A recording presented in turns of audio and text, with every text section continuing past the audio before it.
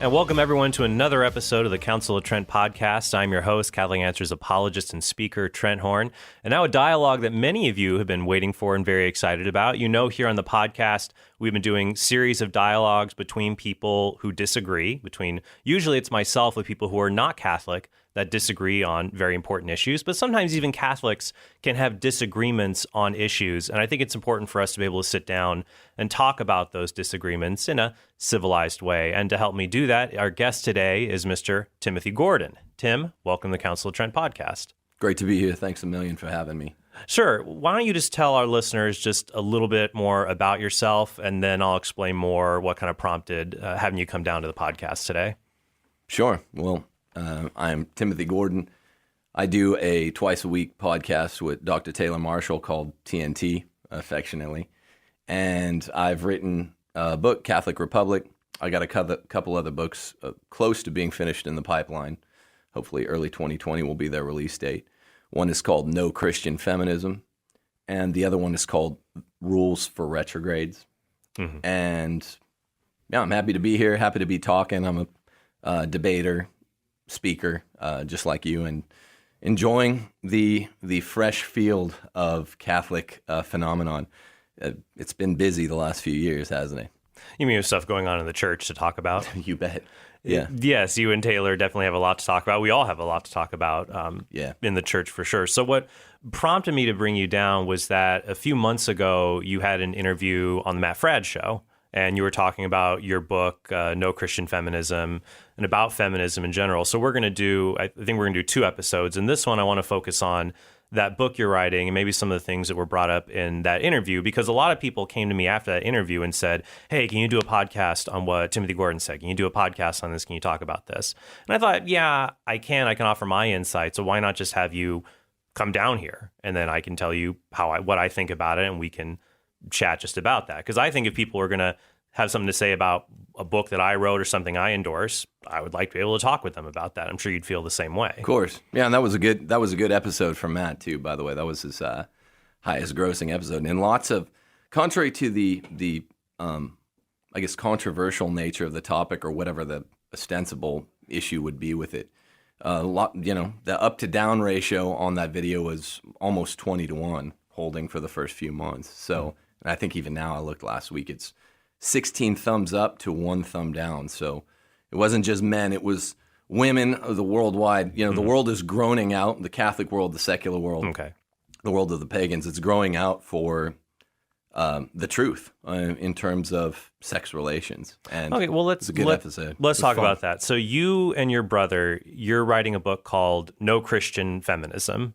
So you and your brother are writing a book on feminism. You got chutzpah, I'll give you that. So I could see what 2 men writing a book on feminism, how that would be received. You bet. Well, I mean, think about slavery. The rights of slaves in American chattel slavery were the ones being contravened, and the party in American law, we have this adversarial system, right? Mm-hmm. We expect the party with its rights being violated to represent their own interest. So the first major symptom of worldwide feminism, part of the attack and infiltration into the West, the church and the state and the world, has been typified by this this comment that people always give. It's not a trained response. It's just that the conditions for the possibility of such a response are set by feminism itself, and that response is, wow, you have chutzpah, you're a man representing your own interests. Well,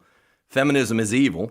Mm-hmm. And so it, as the aggrieved party, men, we make a response, same as slaves. I think what people would say, though, is that because you're not a woman, there may be things that you don't understand as intimately about the needs of feminism. Whereas, and I understand what you're saying, that an argument does not have gender.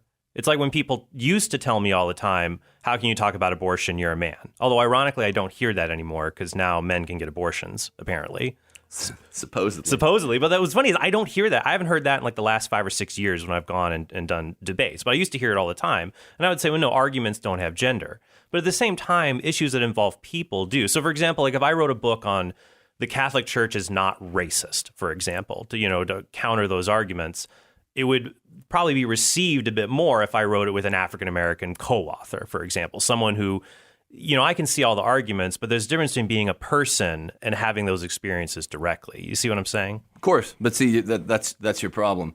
Never buy the premise. Never, ever buy the premise. This is nothing but a natural law issue. It's an issue of justice. It's juridical by its nature. And it's absolutely intelligible under God's nature.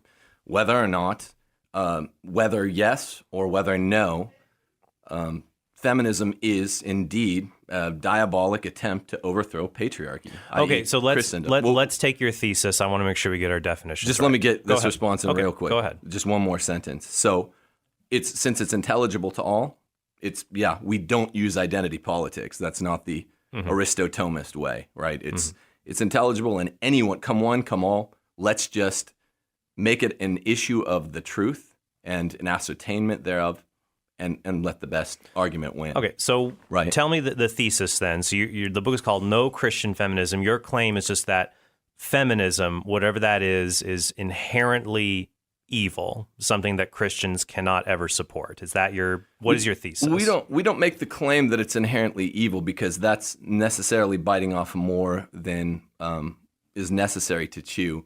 Let's call it inadmissible. Let's be fun. We'll talk about those terms in our next episode when we talk about the death penalty. But I know you're a fan of inadmissible without being intrinsically evil. So I don't want to stick myself to that. That's an ambitious claim. It sure. might well be, but there, as you know, that's a load-bearing term, inherently evil.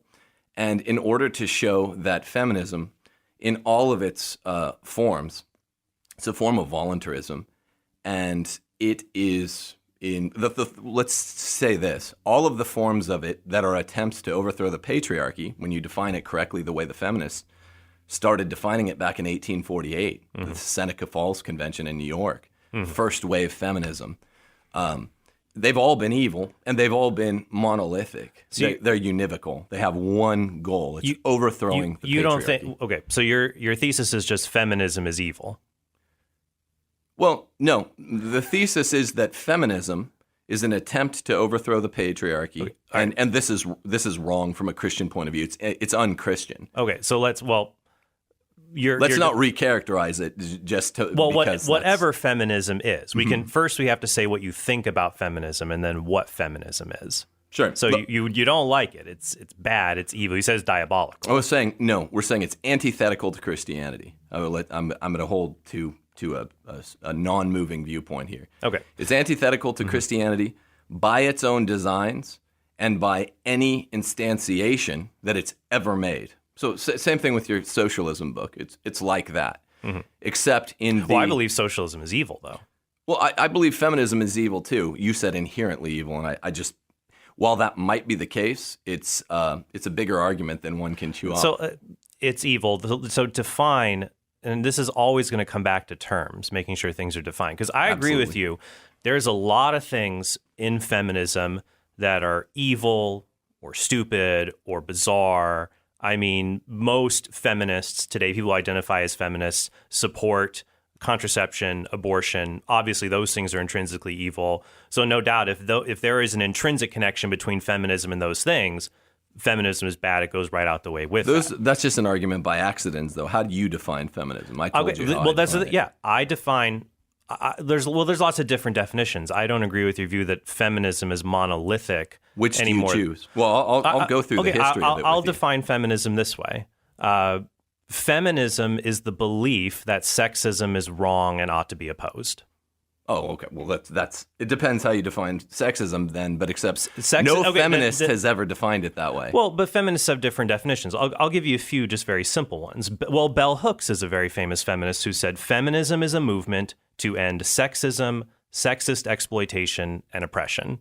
So I think we can just look at it there, that I would define feminism this way. Sexism is wrong. And feminism is a movement that combats sexism because women tend to be the victims of sexism more than men. Now, men are oftentimes victims of sexism. I see this in family courts, for example, where men get shortchanged when it comes to child custody and things like that.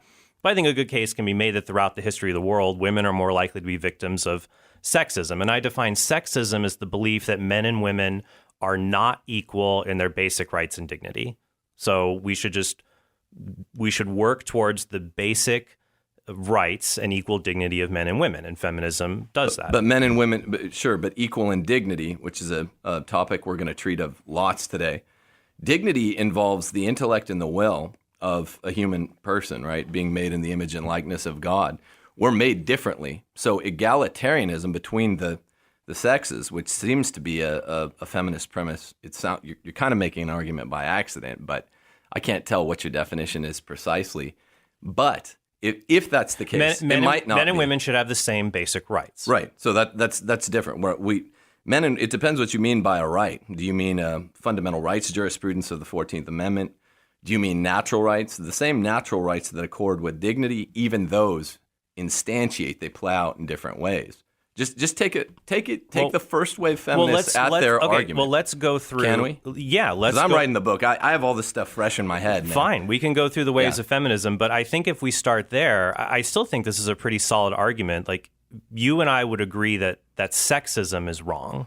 It depends what you mean. What do you mean by sexism? What do you think sexism is? I think men and women are equal in dignity in the eyes of God, but the church has taught perennially, and this is not even debatable, that men and women are not, their rights do not show in the same way. And this ends up being easier to discuss once we get into the specific claims and requests by feminists. But you agree here, men and women ought to be treated equal in at least certain ways. Well, and it would be wrong in the ways that are in accord with human dignity. Okay, but yeah.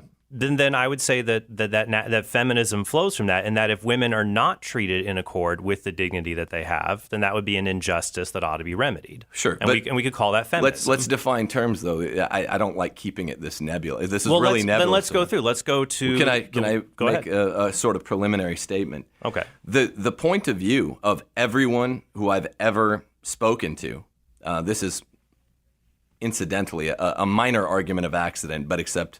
Since I'm not exactly sure what your position is, and you're not writing a book on feminism, it's probably worth me saying this. Mm-hmm. Everyone that's ever opened up with those two or three premises, which you did to me so far, okay, functions under the disillusion that first wave feminism was good. Feminism was radicalized in its second waves and a little bit more so in its third wave. And now some people say we're in a fourth wave of feminism.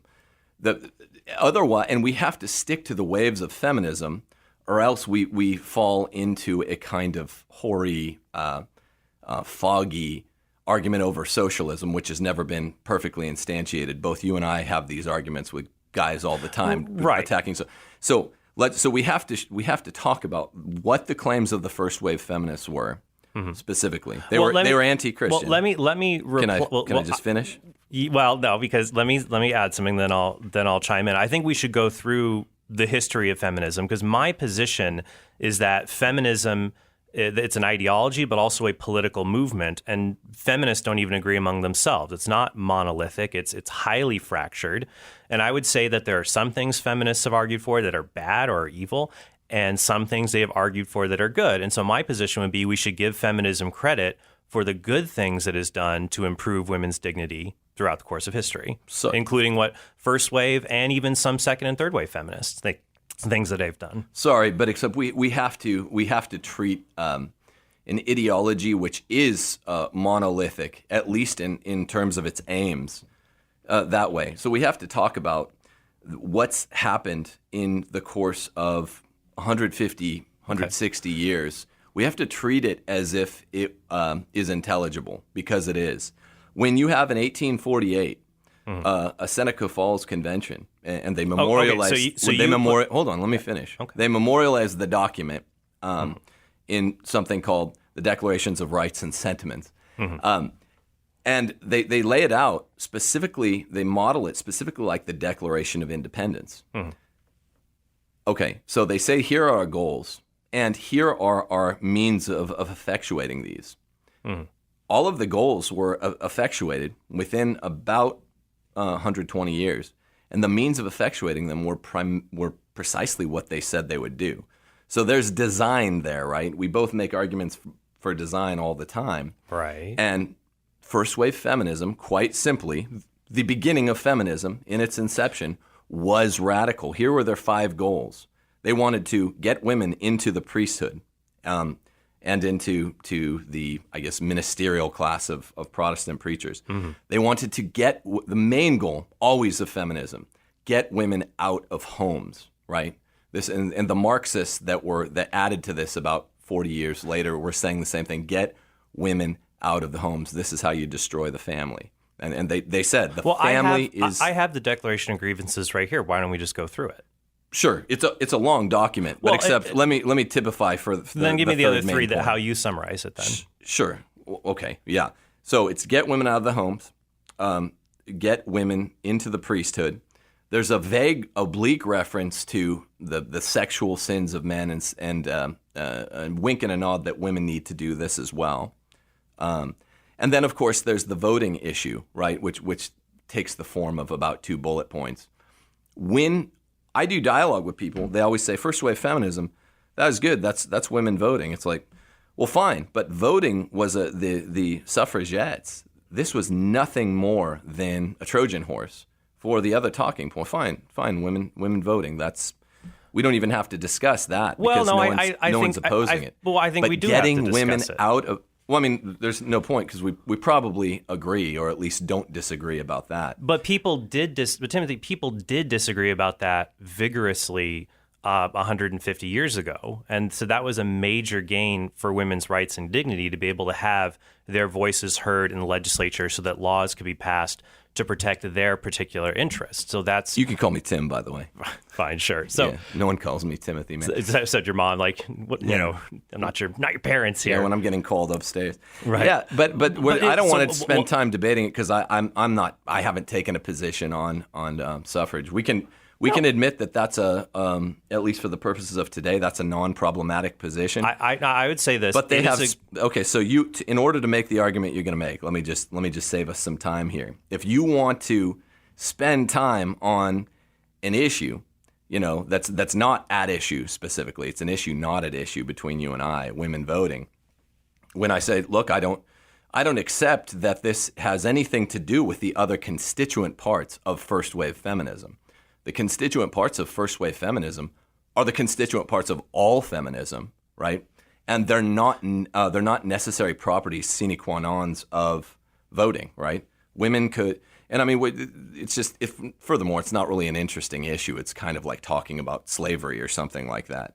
But I mean, the main problems that I have with feminism, that Christianity writ large has with feminism, is getting women out of homes, the intended disruption to the family. I mean, I have tons of magisterial statements about this right here. Well, it's not just getting women or allowing and getting women. them into the priesthood, their naming of the patriarchy. We declare war on the patriarchy. Okay, because I would say that there are social movements. There's hardly any social movement where I will agree with every single facet of that social movement. So, for example, the civil rights movement and the movement to oppose racial segregation also include many elements that are sympathetic to communism.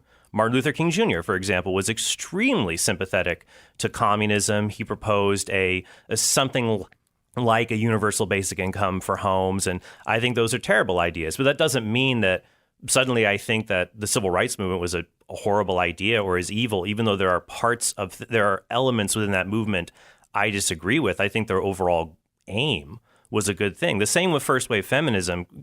I would say the main thing that first wave feminists, and let's define our terms so people know what we're talking about here. There were feminist writers and thinkers before 1848. I mean, you would agree? Sure, but they weren't collected until 1848's even early. Most people consider 1860s the beginning of it. 1848 usually shocks most of the people I'm talking to that there's a memorialized doc from an upstate convention. Right. But yeah, I'm sure there was someone somewhere that said something, with this ism at the end of the word feminism. They may not have used the word feminism, but you had The City of the Ladies published in 1404, Mary Wollstonecraft's Vindication of the Rights of Woman in 1792. I would agree with you. 1848, the 1840s marked the beginning of feminism as a political movement, one that is trying to make gains for women in law and legislature and things like that. It wasn't. You're making a distinction without a difference, though, and it's obvious why. What do you mean? It wasn't a political movement. It wasn't. There weren't the politicians, if there were any, that attended the Seneca Falls Convention. This was not parliamentary or legislative by its nature. It was just a bunch of private citizens like Elizabeth Cady Stanton getting together and saying, "Look, we have a problem. The patriarchy, transmitted through Christianity and before that through Judaism, poses a problem for our cultural goals." What do you or they mean by patriarchy? Patriarchy, they mean Christianity. And all of the first wave feminists. But many of these feminists were Christians. Sure. Well, many of them were Protestants, right? Same as you get lots of intermessing between Protestantism and many of them forms of political action. They were Protestant. A lot of them were Protestant abolitionists. These were women who were Protestants who were opposed to the slave trade and were working to abolish the slave trade. But they noticed a strange irony in that they were fighting for the rights of African slaves to be free, but then noticed that they, as women, were not really free at all. They were severely restricted in their own rights, and for many of them, weren't even really legal persons at all. They didn't even.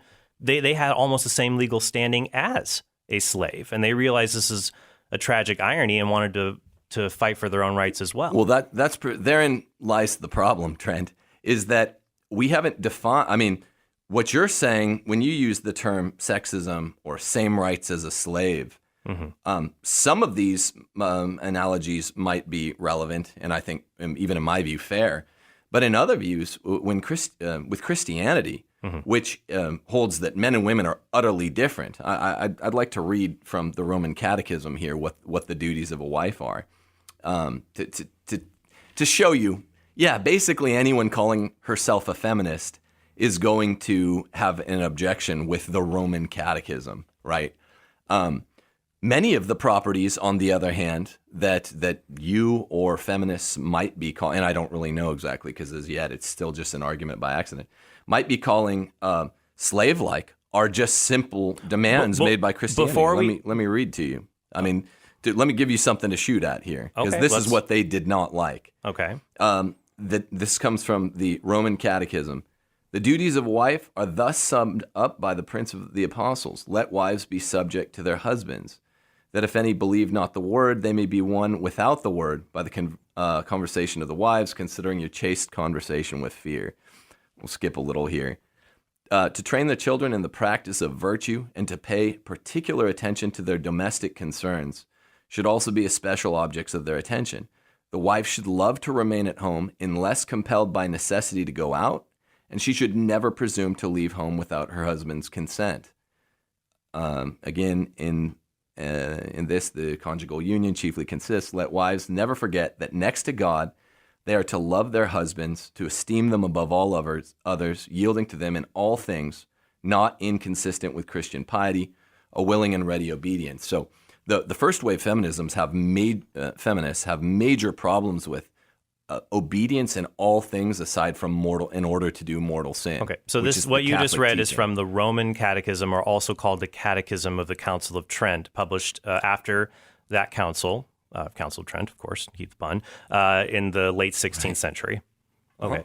Sure. So that section there, how does that relate to that the catechism is giving an exhortation or prudential judgment that women should love being at home, which almost all women did. It's not a prudential judgment. It's not a prudential judgment. What is that teaching? Is that an infallible teaching of the church? No. But as you know, there's lots between a prudential judgment and an infallible teaching. A prudential judgment, for people out there listening, would be something like, even though such and thus is licit, I don't know, say the death penalty and timelessly, perennially embraced by the church, it shouldn't be applied in thus and such conditions.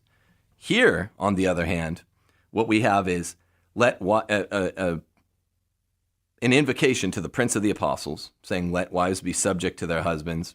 Then it lays out some specific duties of what wives are. And then he says, non-prudentially, let wives never forget that next to God, they're to love their husbands, to esteem them above all others, yield to them in everything except in order to do mortal sin, in all things not inconsistent with Christian piety, a willing and ready obedience. The feminists hate this. I mean, they hate this. That's why you're trying to typify it as a prudential judgment. How are you saying it's that Christianity, this is? Does that paragraph say the church teaches that? It doesn't put this forward as a doctrine. I'm not characterizing it as well, it is doctrine. It's not dogma. It's not dogmatized. How would that be doctrine? This is doctrine because it's a consistent teaching of the church, just hermeneutic of continuity. It comes down from. Let's go to some 20th century encyclicals. Well, no, because we can do that. Let's talk about the Roman Catechism, then let's go back through the history of feminism. Here's why it's doctrine, because it's all there in Scripture. Let's talk about a little Scripture. Let's talk about, and if this goes back further than you're comfortable with, I guess the 1500s isn't that far back, man. No, well, but if you want to do, you're wrong about it being a doctrine. It doesn't include. It's not a dogma. I didn't say it's a dogma. I said doctrine. That it's a teaching of the church rather than a prudential judgment. It's not just a prudential judgment. What is your evidence that it's binding today? My evidence that is binding today is that it's never been abrogated. It's the Roman Catechism promulgated in accord with the Catechism with the Council of Trent. Also, here's why I believe it's binding today, because in Casti Connubii, Arcanum, even Lumen Gentium, which is a Vatican II document, it's backed up. Quadragesimo Anno, Rerum Novarum. These are documents from the last 120 years. They might be inconvenient passages, but they're passages nonetheless. We should get into them. Man. No, let's talk about. We'll go through those as we go through the historical survey. But you're seeing here Scripture and tradition. That makes for doctrine. Just the hermeneutic of continuity at its finest, maybe. You mean what the church teaches, what the magisterium teaches. So we'd have to look at what the popes have taught, what councils have taught. That's what I'm saying. Not just our own interpretations of Scripture and tradition. No, I'm not talking about private interpretation. Well, I mean, you can just play the interpretation game like this is what legal realists do when you go to law school. I mean, I'm going to read to you what the popes have taught in Casti Connubii, which is one of the most recent papal encyclicals that's considered to have a dogma. Well, what about the Congregation for the Doctrine of the Faith? Because right here in 2004, the CDF, which is the highest office in the church in preserving the teaching of the faith, says that women who freely desire will be able to devote the totality of their time to the work of the household without being stigmatized by society or penalized financially. So they're saying women should be able to stay home without being penalized.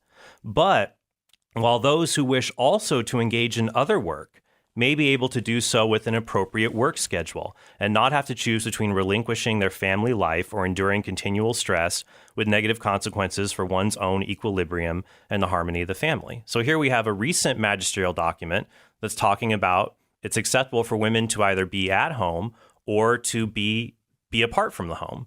So why wouldn't we listen to that? Well, because this is how the hermeneutic of continuity works. There's a tension there. There's a basic tension with 2,000 years of Christian teaching, including Council of, the Second Vatican Council, Lumen Gentium, paragraph 52, which is very recent. And when something is new, novel, and strikes a funny chord, which happens all the time, as you know, in 2,000 years of doctrine, it doesn't get picked up. That's a vague passage. It doesn't really speak to what we're talking about here. What the CDF just talked about? Yeah, it says extremely vague. It says how is it vague? It's hortatory. It's okay. So it's hortatory, but it's just saying. Look, this is what is ideal. It makes the timeless Christian teaching sound in a vague way a little bit more like an exhortation or a suggestion. Let's go. How is Hold that on, not let me read Roman... from you Lumen Gentium 52. No, I want to go back to the Roman Catechism. I want to stay here till we have this resolved. Wait, okay, but I'm uncomfortable with this because you're pushing back extra hard. You're giving... I hear people come on your show, man, and you let them talk a little bit. I've written a book. I'm all but done. But I also don't let them take us away. I don't let them take away from the discussion. I want to stay on the Roman Catechism until we're done with it. Then we can go to Lumen Gentium. Well, that passage doesn't address the Roman Catechism. So you stuck it in, and just so people listening know why you did it, it's clear. It's to make it sound like there's a sort of fundamental tension between that teaching from the Roman Catechism is not binding anymore. No, that's not right. That's not right. It's never been abrogated. That did not address the Roman Catechism. How abrogation works legally, textually, A magisterial is, and this will be hugely important when we talk about the death penalty as well, is it has to be specific. I mean, this is late Nino Scalia's first canon of construction. There are 700 of them. Abrogation requires specificity. You cannot abrogate a specific time, 2,000-year-old teaching of the church by vagary, man. No, let me give you. You're wrong. That's not correct, and I'll give you an example of that from the Council of Trent. The Catechism of the Council of Trent also says that men may not be ordained to the priesthood who have been born out of wedlock. Did you know it said that? It's a discipline. It's a discipline. But disciplines can be changed. Oh, okay. Can doctrines be changed? No. Doctrines cannot be changed? Doctrine can't change. No, of course not. Doctrine cannot be contradicted. Look, Lumen Gentium 52 says, but discipline can, doctrine can't. Doctrine can. That's not true. Develop, but that's a highly misleading term. It is true. Doctrine cannot be reversed. Discipline can. It's Catholic 101. The church used to teach that it was permissible to own slaves or that it was immoral to take interest on a loan. Those teachings have changed. Look, I know the game, man. No, it never taught that the moral constituents of the act of usury were right. I understand. I appreciate that you're out there making these arguments. But the moral constituency of what we today call slavery, the terms might have changed. The moral constituents of what we today call usury never changed. The church's teachings never changed on those. The terminology did. The lexicon did. Lumen Gentium 52 says the family is a kind of school of deeper humanity, but if it is to achieve the full flowering of its life and mission, it needs the kindly communion of minds and the joint deliberation of spouses, as well as the painstaking cooperation of parents in the education of their children. This stuff is so flowery. The active presence of the father is highly beneficial to their formation. The children, especially the younger among them, need the care of their mother at home. Mm-hmm. This is specific, this is on point, and this is 500 years later, and it's from Vatican II. The domestic role of hers must be safely preserved, though the legitimate social progress of women should not be underrated on that account. So whatever the church deems legitimate should not be. This is actually the best statement in the entire Lumen passage. Gentium 52? Yeah. Where are you seeing that? I'm just seeing here, this is about, this is the beginning about the Blessed Virgin Mary in paragraph 52. I have it as 52. Sorry, I cut a bunch of this stuff and put it in here. It's number 52. Okay, because I'm just searching for a phrase right now here on Lumen Gentium on the Vatican website. I can't even find the phrase "at home." The family is a kind of school of deeper humanity. Do that. Family is a kind of school of deeper humanity. Well, let's try that here. A school. It's there, I promise. Deeper humanity. And it proves if it's there. This is not from Lumen Gentium. It's from Familiaris Consortio. I think Familiaris Consortio quotes it. It's there in Lumen Gentium. Okay. Well, whatever it is, then I'd have to look at the document itself. But that's not saying I agree with you that children benefit when their parents are at home and their parents are taking care of them. But it sounds whether like or not someone agrees. I'm just talking about what the teaching is. That's clear. Look, you can make a game of it and say, "Oh, me and you, we probably hold 99.5% similar values compared to the first person you or I run into when we go out those doors out there, as it were." You know that, I know that. We probably live at least a similar kind of life, if different tones and undertones, a very similar You're kind. thinking of Gaudium et Spes 52. That's what it was. Oh, okay. Sorry. No, that's my mistake. It is Gaudium et Spes. So Gaudium et Spes 52. So it backs up what is taught by the church in the Roman Catechism on.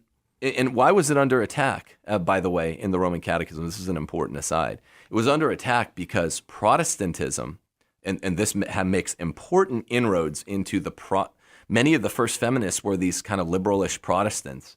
Protestantism was an attack on the family, right? As I think Luther said, marriage is just a worldly thing. He didn't have nice things. He had legitimately sexist things in some cases to say about women.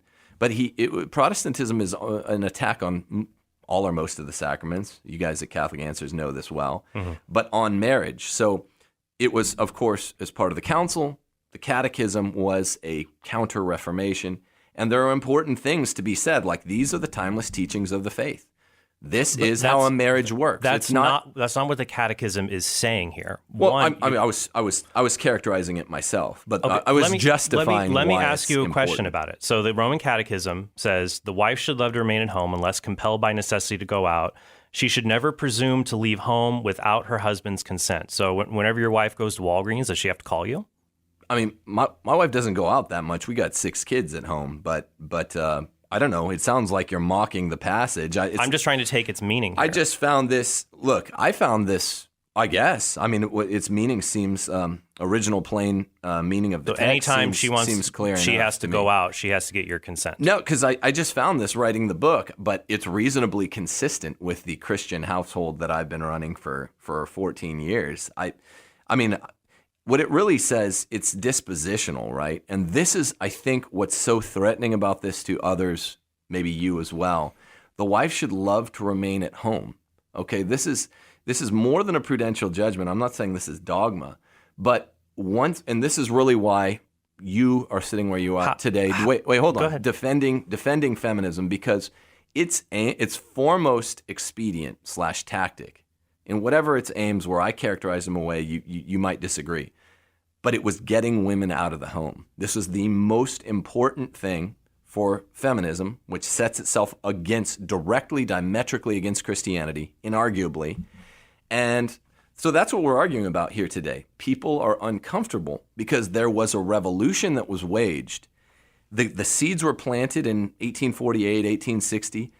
They didn't fruit until 1968, 1970, from which point on women have declined in happiness every decade. And it's called the paradox, of course. But this teaching, it's all about being in the home. Is it saying that it's a sin for women to work, for women or mothers to be outside the home? Is it saying it's a sin? I don't know. What's your read of that? I'm just asking original public meaning, which is when this was passed in, whatever it is. It's a hortatory 1567. It's a hortatory judgment. It's not hortatory. It's more than that. It's saying the wife should bear this disposition. It's a teaching. But you just said that when John Paul II says the state should limit itself to bloodless means of protecting the common good, that's a prudential judgment. Sorry, you're making so many analogies here. I'm just trying to stay on the. Did you agree? You said John Paul II when he said the state should limit itself to bloodless means to protect the common good. You said that was a prudential judgment. Right. Well, that has to be a prudential judgment because of what we'll talk about in the second hour or whatever. Because the timeless teaching doctrine on the death penalty is that there are 2 justifications for it. The first, the necessary justification. No. We'll get to. Don't worry. We'll get to the death penalty. I don't want to eat up our time. But you're interrupting a lot. I'm not interrupting you. I don't want to interrupt and take away our time on feminism. Yeah, but you're the one that made the analogy. I'm going to get this out. JP2, there are 2 justifications for the death penalty. The first one's necessary and timeless, perennial, doctrinal. It's the necessary one. The second one, which can change, is what we call a contingent justification for something. The contingent justification for something is subject to historicity, which is what we'll be talking about with the death penalty. Prudential judgments. But the first one can't change. That's doctrinal. I was merely commenting that JP2. Francis are in the realm of strictly prudential judgments. I see the problem we're having here, the disconnect. The disconnect is, I believe, you do not understand all of the levels of authority that come with church teaching. No, I do. I know them all. I'm going to put them up for you. I get them all. I get them, 100%. Okay, then tell me if I'm wrong. I'm going to put them down. The disconnect is, you're uncomfortable with what the Catechism The highest level is dogma. Of course. Under that would be non-dogmatic, infallible teachings. So ones that are not contained in divine revelation, but are infallible. This isn't at issue between us. Agreed. The next one would be doctrine, that which is proposed for belief, religious submission of mind and will. But because it's not infallible, it can change, or it can be reversed, or it can be abandoned. It can be developed. I'll give you an example from the Catechism of the Council of Trent that shows it's not true. But the problem, and all this stuff, this is a recent characterization. I don't actually have a problem with it, and I cite it myself. But this stuff is all a recent characterization from the last 120 years of church teaching. What is a prudential judgment is shoving a particular issue into one of those categories. And the problem, what I see as being at issue between us, no one's hearing any of that really come up because we agree. This is probably the best magisterial the phenomenological explication of how the magisterium operates. Fine. But the problem is, I read to you a never abrogated, an oft repeated teaching of the church in the Roman Catechism, and it's repeated in Casti Connubii, Second Vatican Council, we will Arcanum. go through those. Wait, hold on. But so you don't want these read because they're strong showings. They make an airtight case that the church does not go around reversing herself, even at that L2. You're talking L1, L2, L3, L4. I know it all, man. I know all these arguments.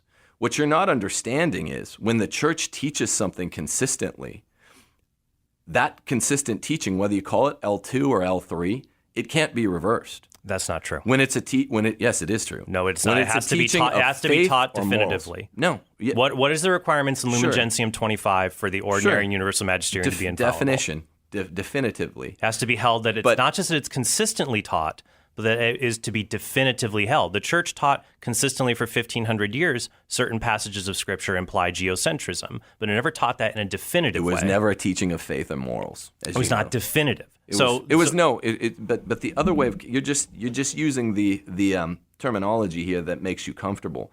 The other way of saying it, the easier way for people out there that's less technical, and it's an end run, because we're barely talking about feminism, which I want to talk about, because I got all the magisteria lined up here. But we have to know we're reading the magisteria fine, correctly. But except L1, L2, L3, L4, all that's fine, but except it doesn't lend itself to the same ready application that's saying teachings of faith or morals that are timeless can't be reversed. That's the end run. Let me give you the counterexample. In the Catechism of the Council of Trent, it says the church teaches. It uses the Latin docere. The church teaches that tonsure, which is the shaving of the head if you have a religious vow, is of apostolic origin. It's a discipline.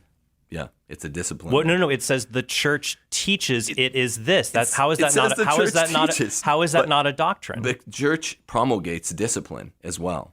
Church, a bunch of trads that I know get all mad because as much as I'm loyal to the Latin Mass, trads get mad, and I make this same point to them. I'm surprised to have to be making it to you. They're like, well, a pope shortly after the Reformation anathematized any change in the Latin rite of the Mass, and I'm like, dude, it's a discipline. Doctrines can't change. But in quote primum, he allows for other authorities to be able to make changes later, though. It doesn't matter whether he did or he didn't. A pope cannot bind the future church on a discipline. The church itself is always bound as to matters of doctrine, teachings of faith or morals. So the difference. Let's just get back into feminism itself, because what really speaks to people and what the church, Trent, is crying out for now is not this kind of folksy common sense that reduces everything in a reductionistic way to just our gut feeling. Not that. But what they want is a true sense of what the church has timelessly held, issue by issue. Feminism is the main issue plaguing the laity, much as LGBT is the main issue, I would argue, plaguing the clergy. Until the year 1800. And they want let's just talk about why I think you're uncomfortable with this, and I think people out there all really connect with this. They know there was a sexual revolution that took place about 100 years after first wave feminism in so-called second wave feminism. Well, we'll go to the ways of feminism, but I'm going to summarize where we were at. Sure, but everyone's upset, and it's poking a hornet's nest, which isn't really what I'm trying to do. It's a natural upset that happens when all of society got duped into not following the Christian teaching on the real differences, non-sexist differences between men and women. People know this. Let's go through the ways of feminism. So we'll start with the first wave. This is from the Declaration of Grievances. This is women saying, these are things we are aggrieved about. We find problematic. Let's see if they're problematic. They say, of men, have never permitted women to exercise her inalienable right to the elective franchise. That's the very first grievance that they have. Sure. So is that a legitimate grievance?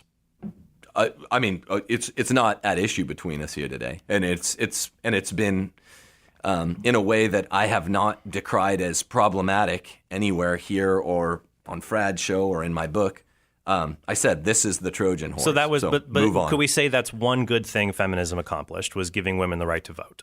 I don't know. I'll have to think of how I would characterize that. How is it constitutively related to all the bad that follows up? I mean, it's not an issue between us.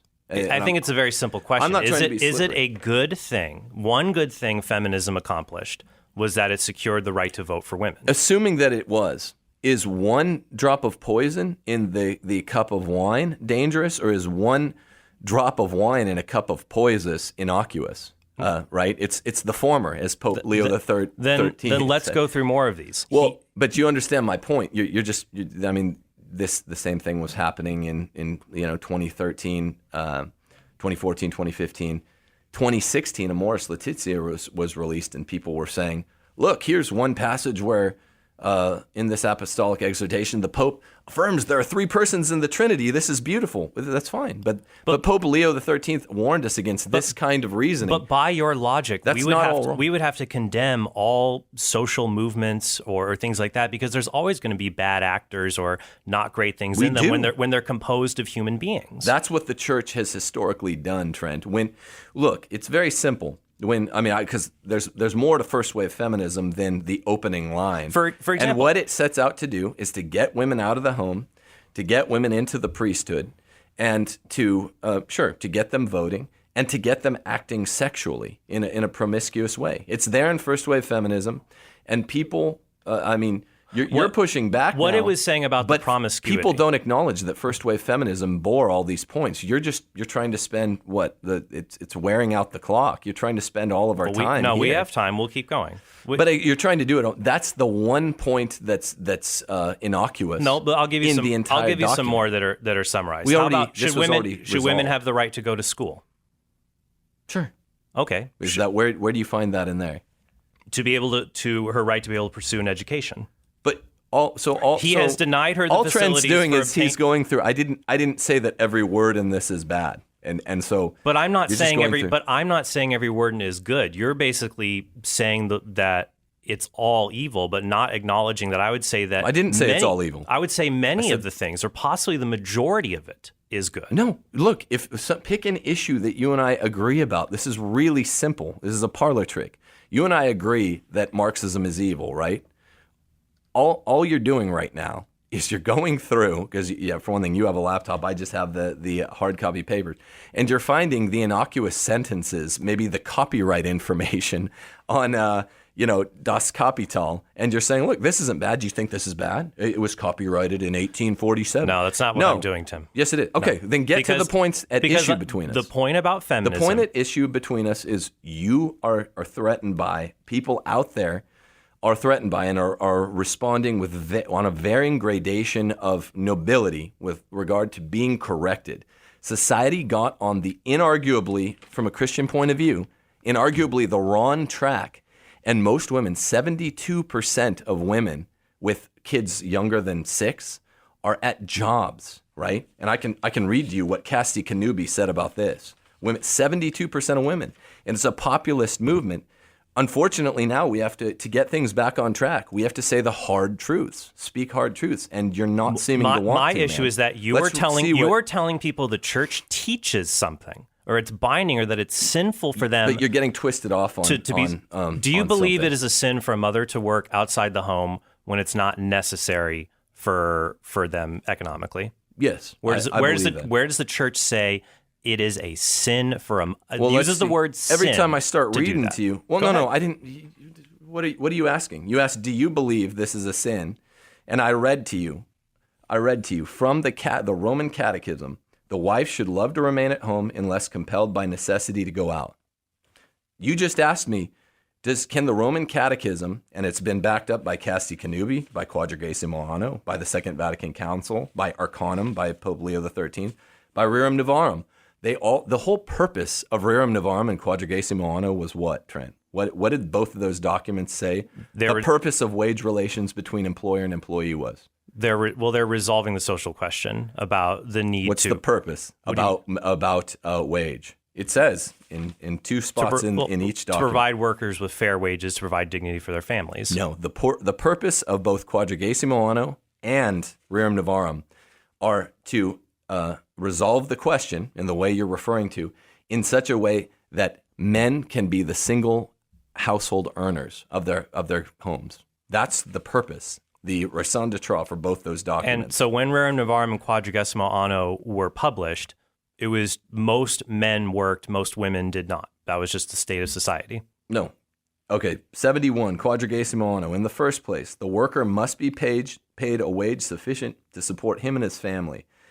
Him and his family. The rest of the family should also contribute to the common support according to the capacity of each. Certainly a right as can be observed, especially in the families of farmers, but also in the families of many craftsmen and small shopkeepers. But to abuse the years of childhood and the limited strength of women is grossly wrong. How would women... Mothers concentrating on household duties should work primarily in the home or in its immediate vicinity.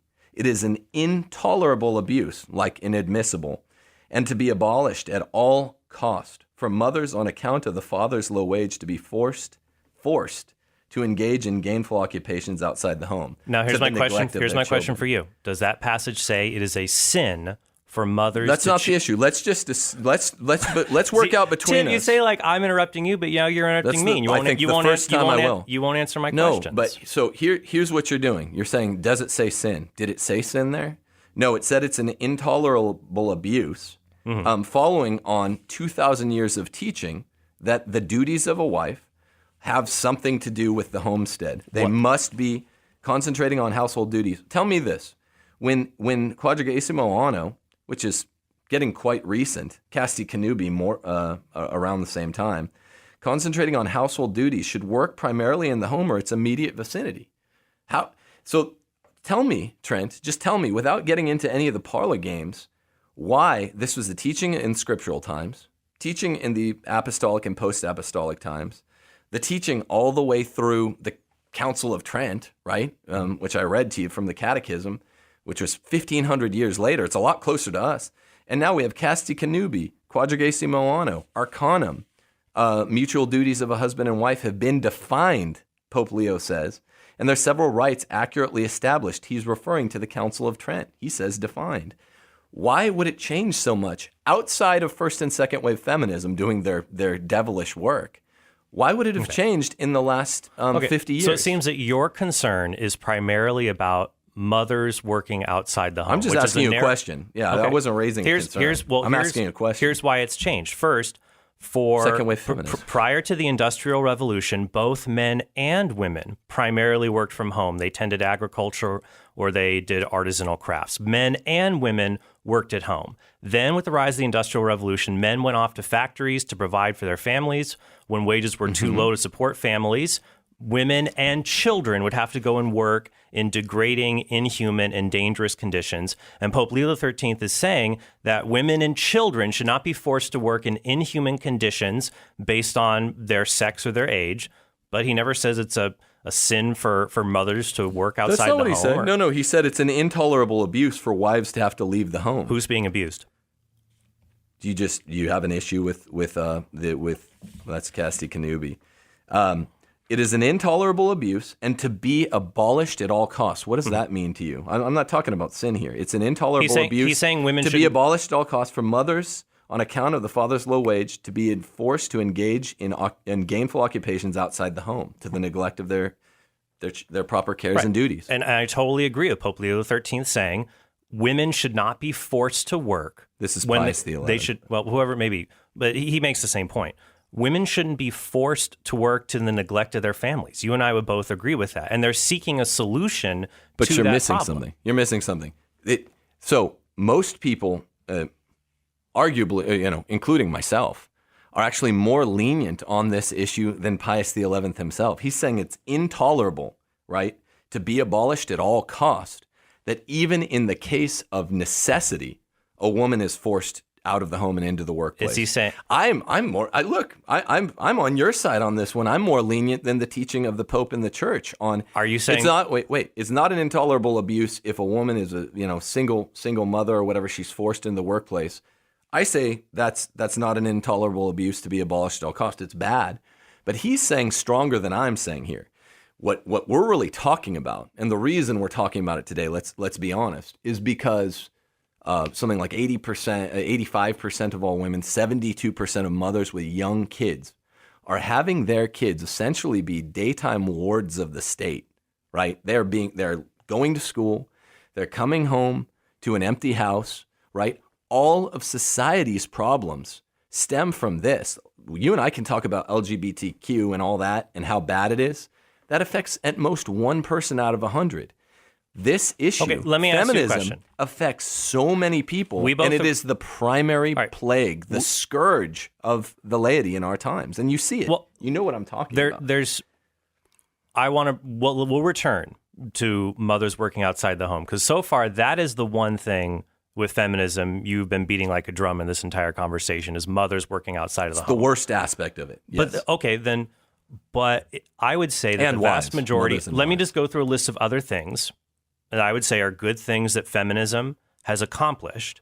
And then I think we don't have ground to say that it's such a diabolical enterprise. A few other things would be this: protecting women from gender-related violence, such as burning women on funeral pyres, stoning women to death because they become pregnant outside of wedlock. Have you seen pornography? Pornography is a direct outgrowth of early second-wave feminism, and though now it's decried. Were there feminists who opposed pornography? That's not my point. Feminism is sexualized the classes, yes or no? Men and women. It sexualized the classes, men and women, and we now have pornography because of feminism, because women were being encouraged by the feminists to get outside of the home where they're protected. This is a point that Leo XIII makes repeatedly. They're protected in the home. But they're a weaker class, a physically weaker class of people. There are husbands who film pornography with their wives in their own home. You're talking about outliers. What did even you tell me this? What did even Pope Paul VI say would happen in that great opening salvo in Humanae Vitae? Humanae Vitae, right? What did he predict would happen if we use contraception, and how it would go along the degradation with the of the family? revolution? And I agree that feminism's support of contraception is evil. Obviously, I certainly agree with that. But except the primary modus, the primary efficient modus by which the feminists operated were with the workplace. But the primary formal object by which feminism chipped away at Christian morals. But formal objects chipped away by feminine morals, of traditional Christian morals, rather, was to sexualize the men, to act as a class of temptors, and to strike back. I mean, this is why feminism has an ongoing fixation with Lilith, the apocryphal biblical figure of Lilith, when it comes the demon to work, goddess. They say have sex with them and then kill their kids. This is the fixation. Are you talking about abortion? I'm talking about sex and all of its consequences, yes, and why the feminists are so obsessed with abortion. You're not getting the connection otherwise. No, the point is that what early feminists were saying is that men could be promiscuous or engage in immoral behavior, and they were held responsible, but women weren't. For example, if a woman committed a crime, if a married woman committed a crime, she could not be held legally at fault because she was not a legal person in the 19th century. She was an extension of her husband. So they're saying we're not even treated like adults as being held responsible for the crimes we commit. So they're saying we should be... She was a legal person. She just wasn't a voter. That is not true. It is true. A married woman... She's a legal person. Under the doctrine of coverture, and Justice Hugo Black said this in a Supreme Court case, referring back to the law of coverture. Which case? U.S. versus Yanez. In the dissent he wrote to that, he referred back to, it was dealing with the law of coverture in the state of Texas, which was common in all the other states. But personhood, as stemming from the 14th Amendment, is a subset of what, women weren't. Who holds? They weren't persons, because when a woman married, she and her husband became, as Hugo Black says, when a woman married a man, they became one person, and that person is the husband. A husband could take her wages, could take her children. she could do nothing about that because she had no standing under the law. I don't think that's the black letter law. It's not important to the discussion. But It's super important if that's what feminists were fighting against. Well, no, and that's true.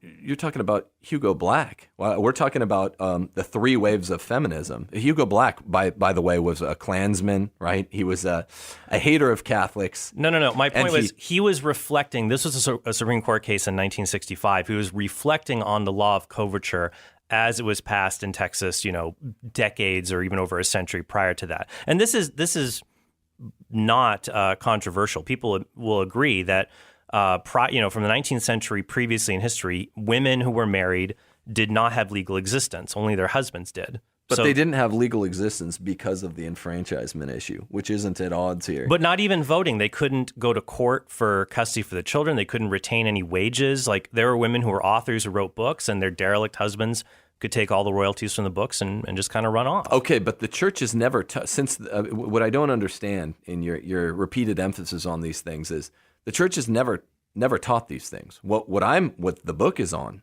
is that the fundamental teaching of what a woman's vocation, a non-religious woman's vocation is, sacramentally, is the procreation of offspring and the education at home of those offspring. Is it permissible for her to work? So you're saying it's why are you so fixated on this? Because this is the central efficient cause of feminism. The central formal cause of feminism I would characterize as sexualizing the class of women, and that also is at odds with Christianity. But you seem to be confused today on why is my fire focused on? Why is it all drawn on the issues of feminism that are antithetical to Christianity? Well, that's because that's what's the problem. I agree with you. Maybe I misunderstood your thesis, but it seemed to me that there cannot be an authentic or Catholic version of feminism that seeks the basic rights and dignity of women. Because your book is called No Christian Feminism. Wait a minute. You thought that my argument was that Christianity is an outstripping of or a breach of the dignity of women? No, that's not what I said. I thought your thesis was that there cannot be a form of feminism that is Christian or good or something that's stripped away of the bad things related to it, like abortion and contraception and support of pornography. There can't. But this is just some kind of nominalism whereby you say feminism in every form it's ever appeared, every form. Let me rephrase. Every form of feminism that's ever been instantiated under the sun bore with it these qualities, these negative ones: workplace, overthrow of the patriarchy, sexualization, clergy. Right? They're always pushing for the same negative things. These are central. Most people that sit in the chair opposite me sit there and say, no, that's second wave feminism, like Dr. Carrie Gress, that she really draws all her fire on second wave feminism. I think when people are being intellectually honest, they sit there and they say, oh, this was evident in first wave feminism. Yeah, first wave meaning its root.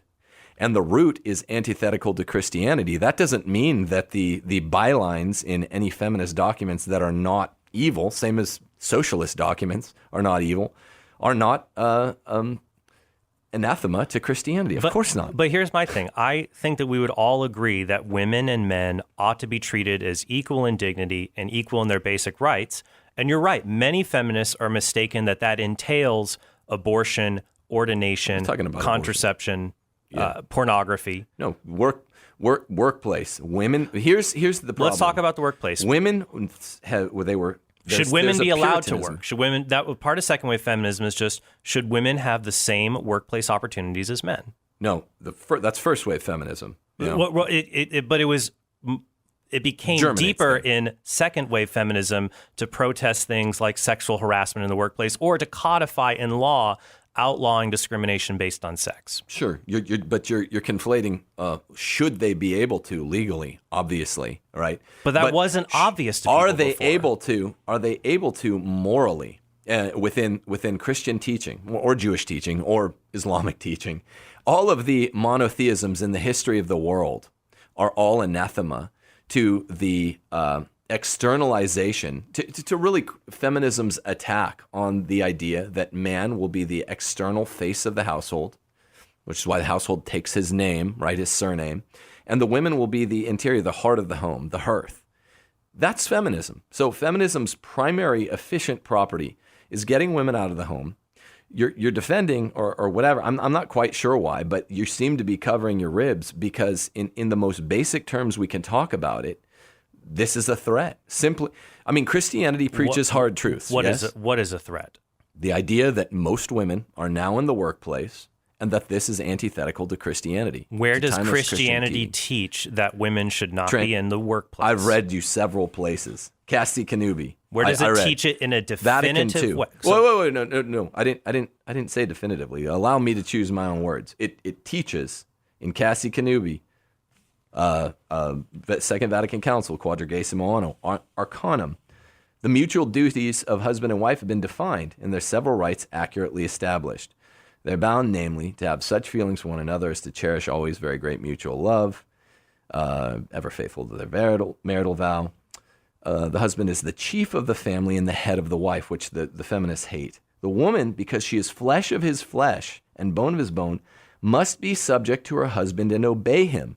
That's probably the tonal issue with which feminists take the most issue, right? She must obey him and be subject to him. That's a hard pill. But he's not supposed to be a tyrant. He's supposed to love her as Christ loves the church. Wait, you're saying that in Arcanum, Pope Leo said he's supposed to be a tyrant? No, I'm saying that why would you say that? He's not supposed to be. That's a stock. Well, he didn't say that he's supposed to be. Right. Don't put words into his mouth. That's an odd thing to say. That's like when Aristotle and Thomas are talking about the greatest regime is that of a monarch, and you go, well, not a tyrant. It's like, well, that's the corrupted form of the regime. No one's arguing for that. The woman, because she is flesh of man's flesh, they were probably wrong about that bone too. of his bone, must be subject to her husband and obey him, not indeed as a servant, but as a companion, so that her obedience shall be wanting in neither honor nor dignity. So here he's addressing the dignity issue. Being under someone or subordinate to someone does not mean that you are stripped of your human dignity. Men and women were created differently. Man named woman, right? Name, as you know, you understand all this stuff. Naming means a power thereover. Since the husband represents Christ, and since the wife represents the church, let there always be, both in him who commands her and in her who obeys, a heaven-born love guiding both in their respective duties. For the husband is the head of the wife, as Christ is head of the church. Therefore, as the church is subject to Christ, so also let wives be to their husbands in all things. And I agree that a lot of ways that Christianity understands the family are antithetical to how feminists understand the family, especially feminists who want to undermine it. My concern, though, is that you're saying that families that choose, for example, I'll put it this way. I think it is a sin for a father or mother to neglect their family. But if a father or mother chooses to work, that is fine, as long as they don't cause neglect to their family. I think that's a sensible position to hold. But that's not what any of these passages hold. So you're telling me the opinion of Trent now, after all this talk of doctrine. I just read from you from the Roman Catechism, several teachings in the last 100 years which bulwark it strongly. Even the Second Vatican Council is unbelievable to many. None of them say it's a sin for a mother to choose to work side at home. No, if they say that it's. They say, family. I mean, you have like a one-track mind with the sin thing. They say that it's inadmissible. What do they say? They don't say inadmissible. It's an abuse, an intolerable abuse for a woman to be forced to work. No, we already went through that. We already stipulated. Choosing to work is morally worse since it's an evil, right? Choosing to work is worse than being forced to work. Remember, I went through the whole thing. Who says it's more lenient? Do those documents ever say it's an evil or a sin? They say it's an evil. Yes, that an evil one that one commits. I guess the person out there is probably wondering, well, when the popes keep saying consistently, and the Catechism, never abrogated, teaches so consistently that it's an intolerable abuse, which is something that strips at the dignity of humans. You'd agree. Abuse, right? And who's doing usually the only thing we really get in Catholic teaching that is a breach to the dignity of human beings are sins, right? So an intolerable abuse to be abolished at all costs. What is it talking about? For mothers, on account of the father's low wage, to be forced to engage in gainful occupations outside the home. This doesn't even address the greater sin of willful choice to be away from the home. right? And also, what we haven't spent any time on here today that's necessary is it doesn't just say mothers, it says wives. In other words, what all of my friends with working wives come home to seems to be hold on, just let me get this out. This isn't a theological point. It's a practical one that I think resonates with people. Never-ending arguments, gender-neutral arguments. Who's going to cook dinner now? You're getting home at 5:30. I'm going back to this thing because you cited the passage in this important part of context. Let me finish this so we're not just talking over each other, right? There's got to be some sort Can I talk about the passage you just brought up?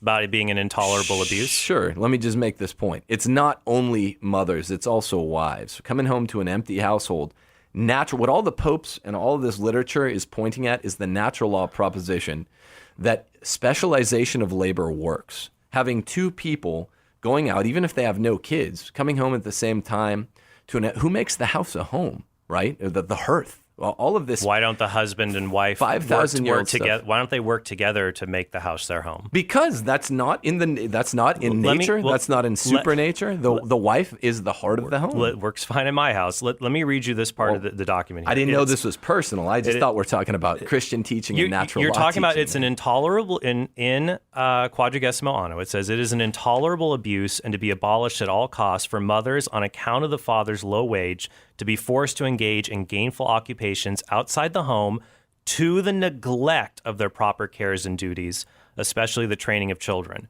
But we can live in a world where... Especially. That means that it's not only dealing with the training of children. Then let me ask you a question. Can a mother at home... What does especially mean, Trent? Can a mother send her children... Let's say she has 3 school-age children. Can she send them to Catholic school? Are you asking me? Yeah. Can a mom send her kid to Catholic school? Yes. So would it be sinful for her? No, let me finish. Would it be sinful for her? Is constitutive wholly of all her duties? Would it be while her children? Who keeps the home? While her children are at school, would it be sinful for her to work outside the home? Yes, I believe so. But you're just who says dealing with the question. Well, okay, let's go back to this. No, because irrespective of let's go to the Roman Catechism. And I already told you that has been abrogated. No, it hasn't. Remember? I showed you. You said, "Oh, that's not in the Second Vatican Council." I was using the wrong name. It wasn't Lumen Gentium. It was some other. Well, if you want, I can finish my thought on that, the Roman Catechism, and here's why I can do that. Let me reread it because you said in every case that this has come up in the literature, and it's contrafactual. It's just wrong. The duties of a wife, according to the never abrogated Roman Catechism, is to train the children in the practice of virtue, pay particular attention to the domestic concerns, should also be special objects of attention.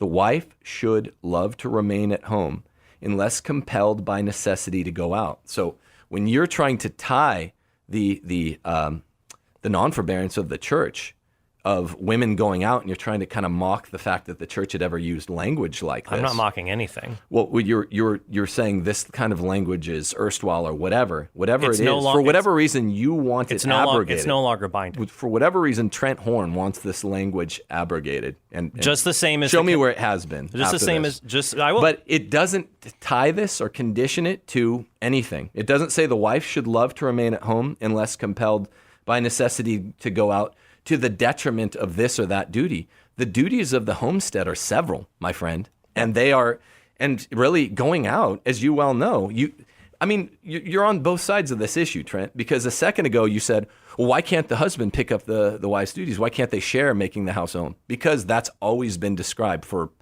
4,000 years, 3,000 years at least. Go back to Homer, Hesiod, the Greeks, the tragic Greeks, Aristotle and Plato, the early Christian tradition. Have we made moral progress in understanding how humans ought to live, or how? No, we have made we have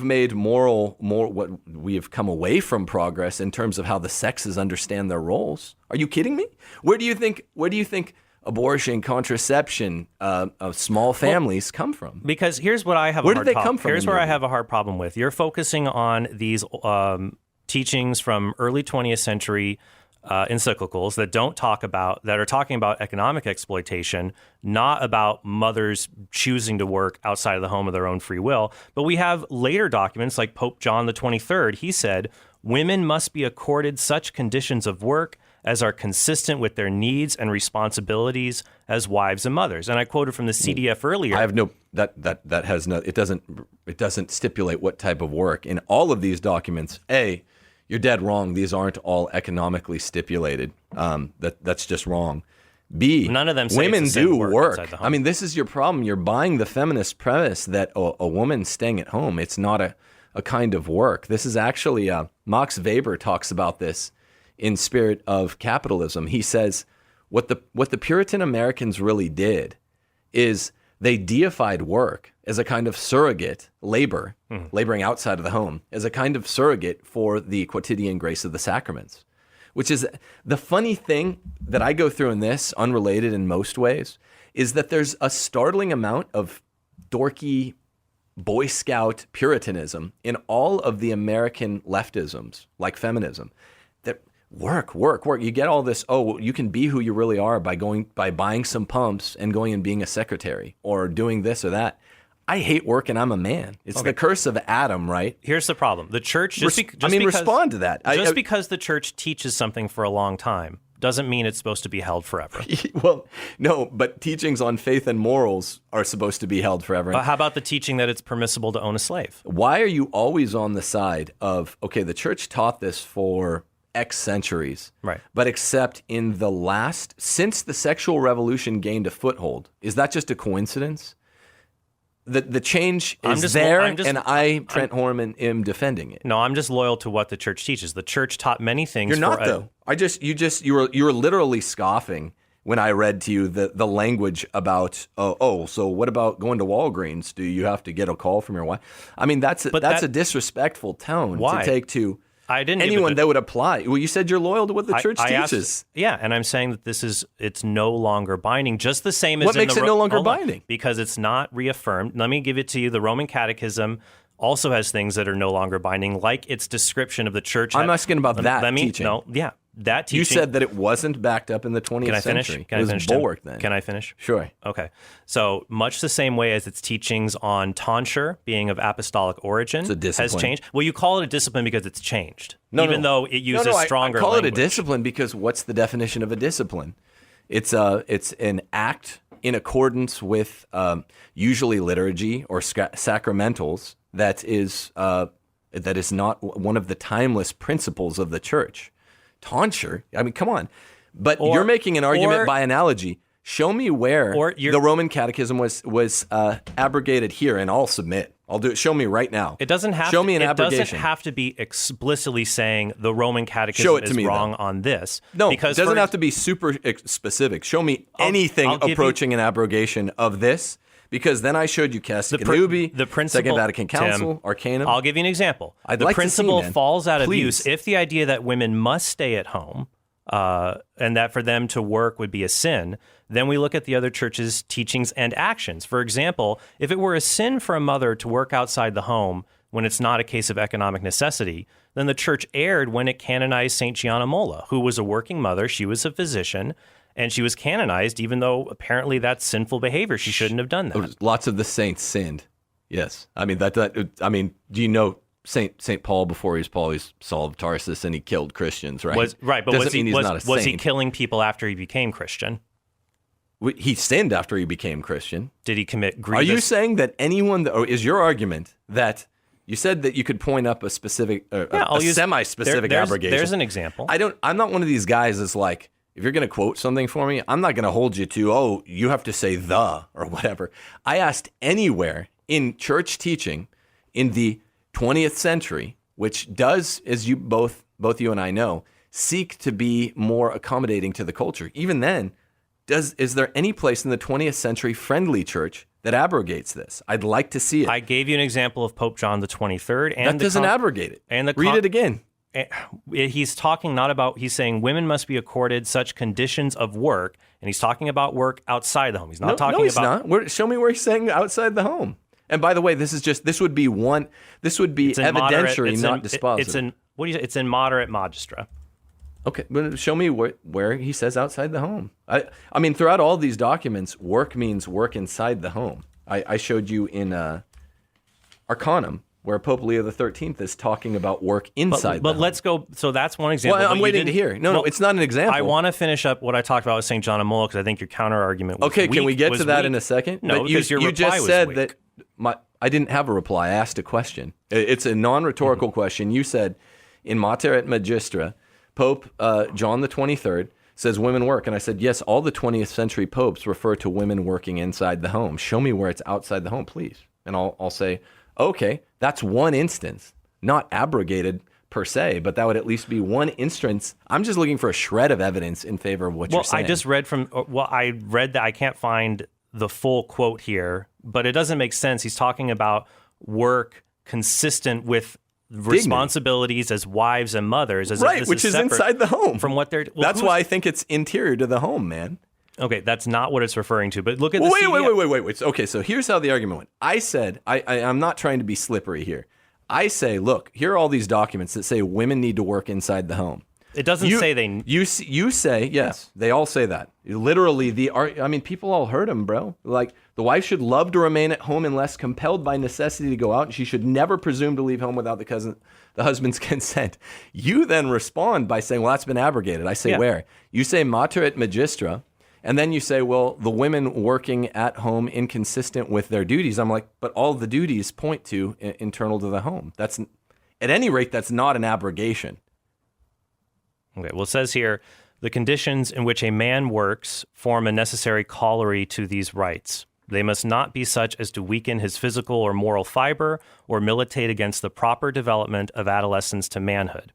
Women must be accorded such conditions of work as are consistent with their needs and responsibilities as wives and mothers. So this is... Which have been defined. Hold on, Pacem in Terris, 19.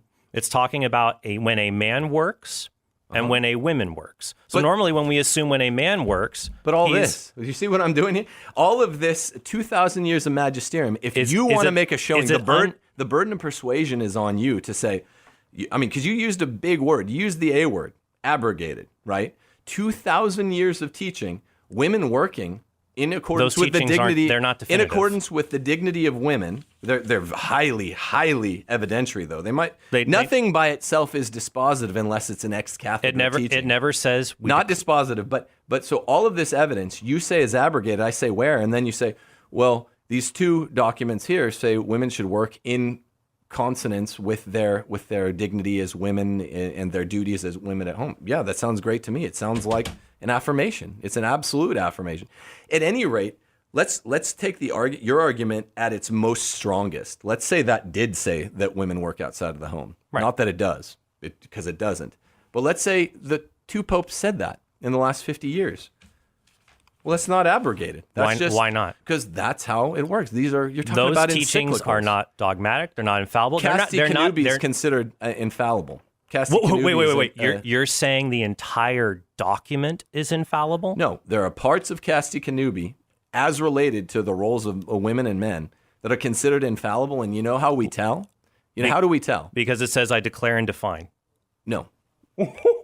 A pope himself, unless he's making an ex cathedra statement, can't declare and define, or else he'd be acting ex cathedra. It's This is what you don't seem to get. That surprises me, legitimately. It's in concordance with... what do you got to be surprised about? All I've said is the duties of a wife have to do with the home. You keep finding things which bulwark that. I guess that's the surprise, that it's right that women need to work in the capacity of the home. In 2004, the CDF said, those women who wish to engage in other work may be able to do so with an appropriate work schedule so they don't neglect their families. Right there is a document, 2004 from CDF.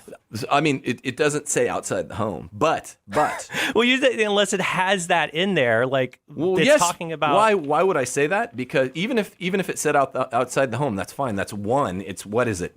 9-1 or 8-1? But that's not how we read documents. Yes, because if that were the case, we would that's still. Not how abrogation works. If that's how it worked, then we would still own slaves and think the Earth is at the center of the universe. You're being silly now. No, that's you're being silly. You're making a popular appeal. That's not right.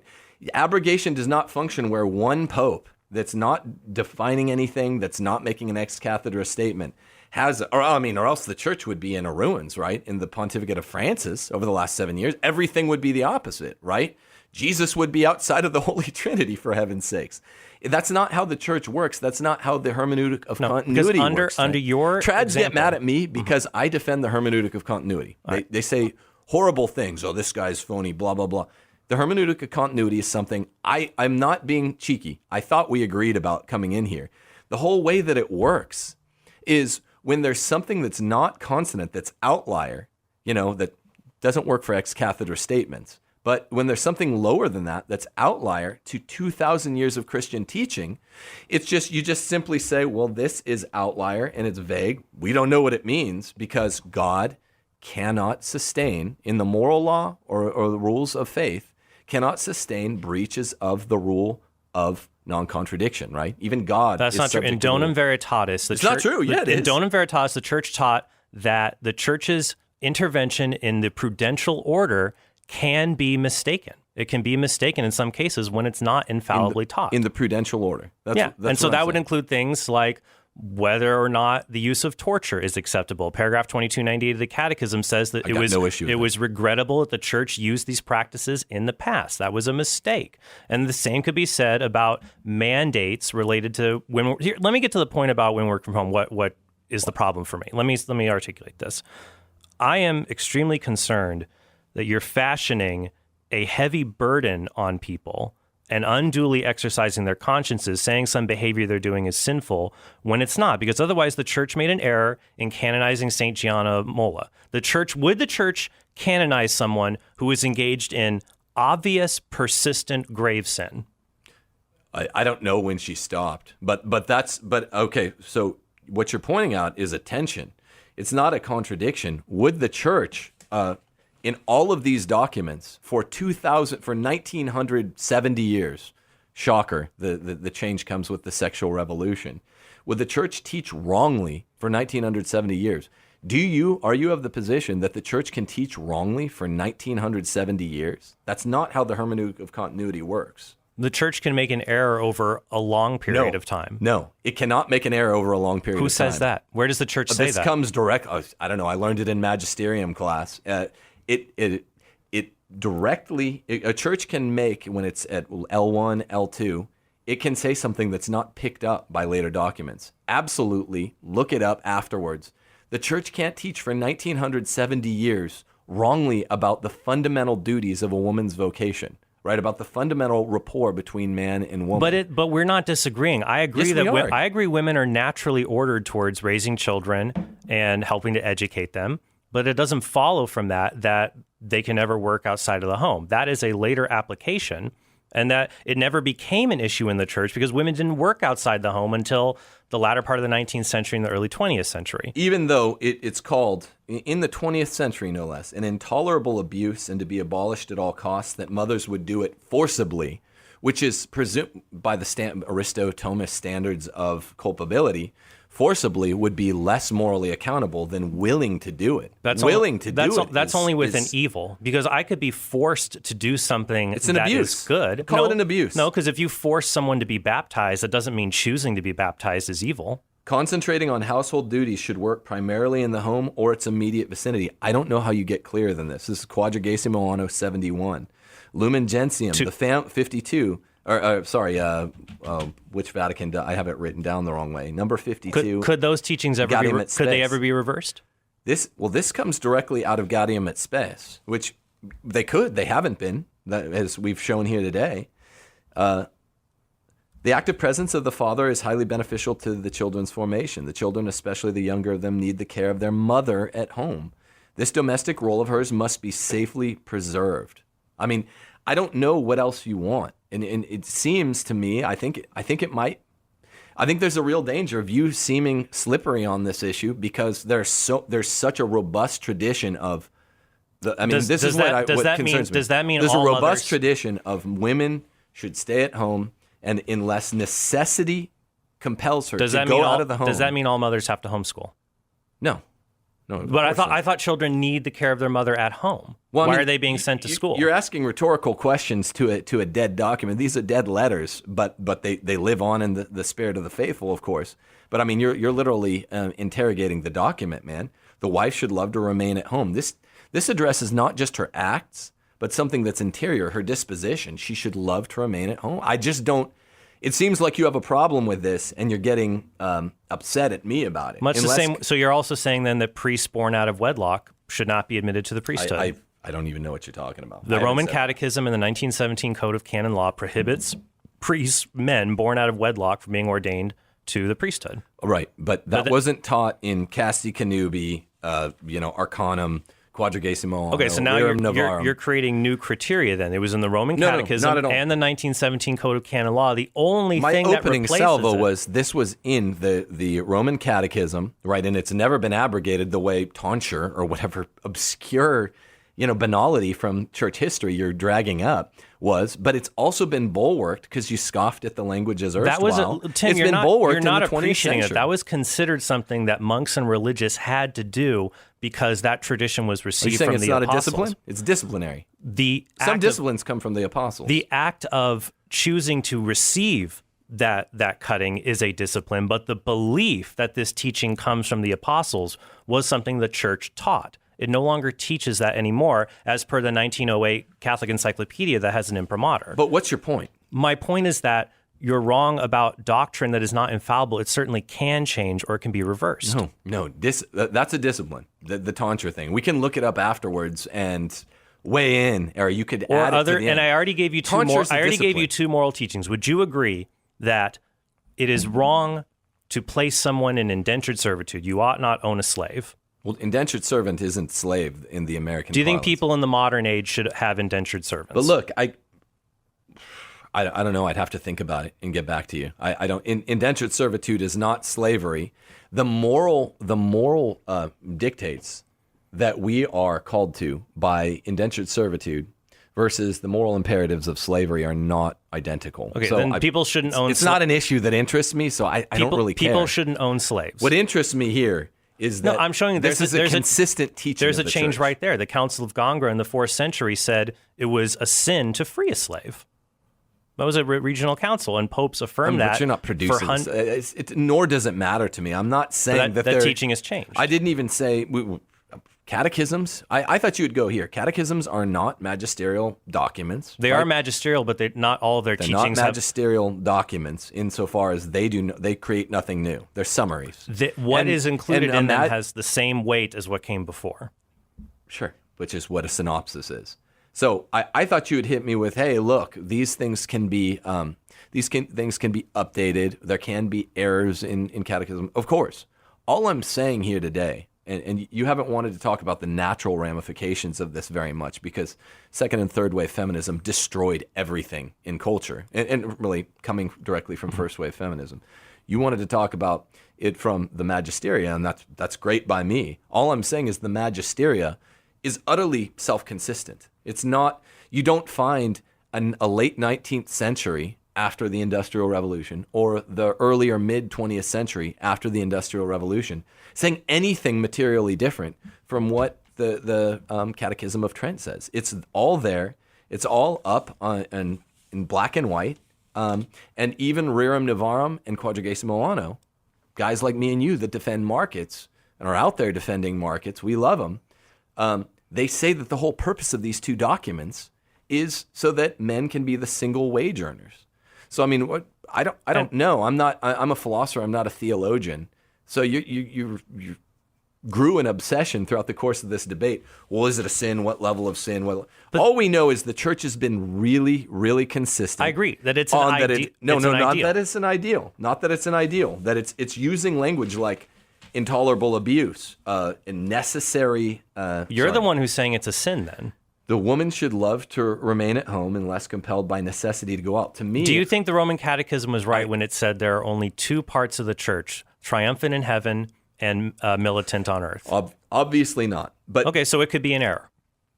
Yes, but as you've been making this point, banging this drum for the last 8 or 9 minutes, this is clearly not an error. This is crystal clear that the teaching is bulwarked as we go even into the 20th century, even the Second Vatican Council.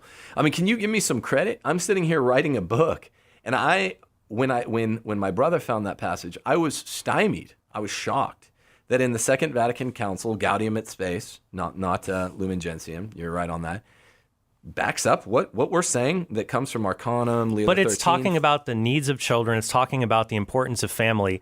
You would agree. None of these passages ever say, and a woman shall not work out, a mother shall not work outside of the home. It is a sin for her to work outside of the home. No, they do say a woman shall not work outside of the home.